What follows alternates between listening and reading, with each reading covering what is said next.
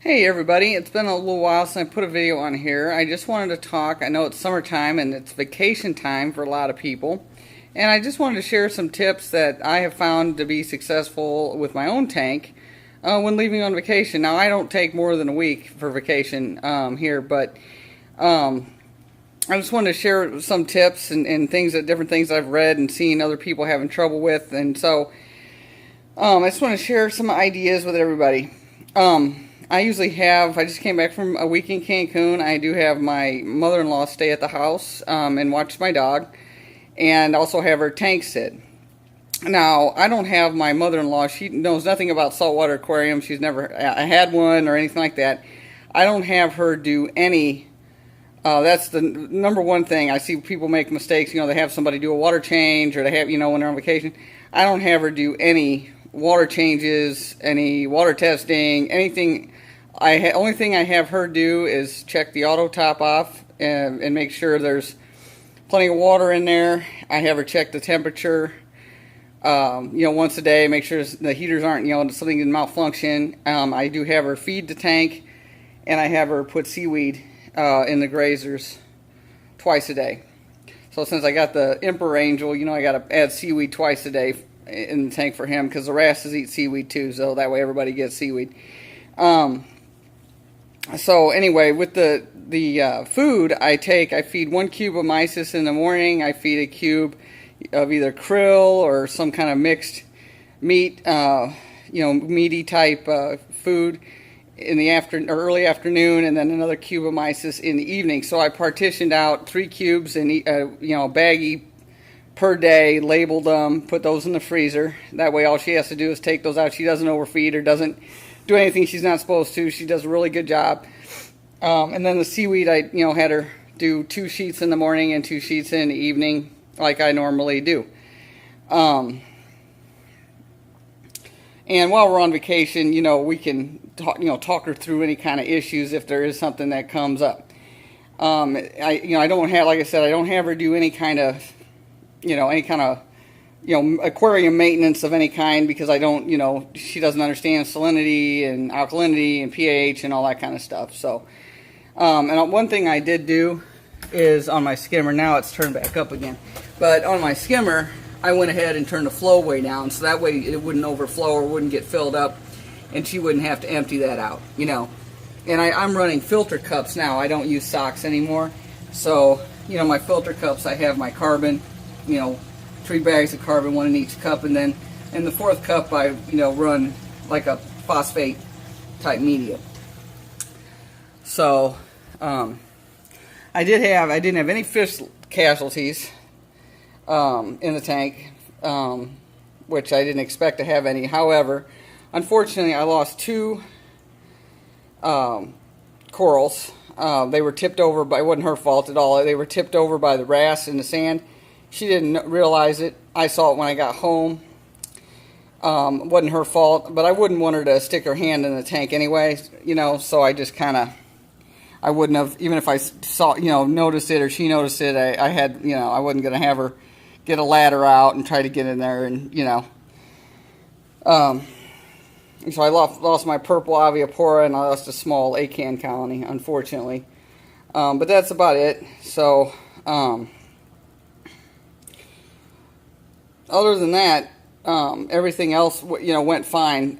There was, one incident, I guess, a couple nights before we were scheduled to come home. She was putting seaweed in the clip, and she had knocked off one of my Ecotech power heads. So, but luckily with Ecotech, she knocked the magnet part, the outside part off. So luckily with Ecotech, the main power head was, still stuck to the glass. So we just walked her through how to unplug the Ecotech, and then that way she could connect, put the magnet back on. But she was kind of panicked, so.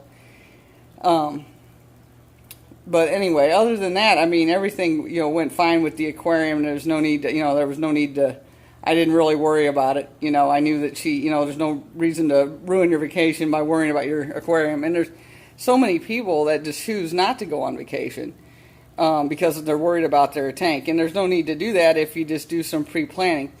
We took and filled up the auto top off we filled the auto top off container.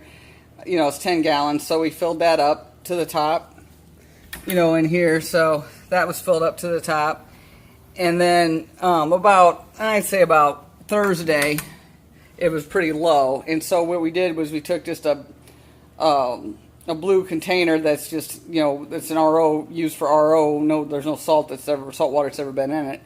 And we filled that up about halfway because it's a 5-gallon container. And so she wouldn't be able to lift the 5 gallons, but we filled it up about halfway, and then she was able to add about 2.5 gallons to it. And then when we got home on Saturday, we were able to go ahead and, fill that container up.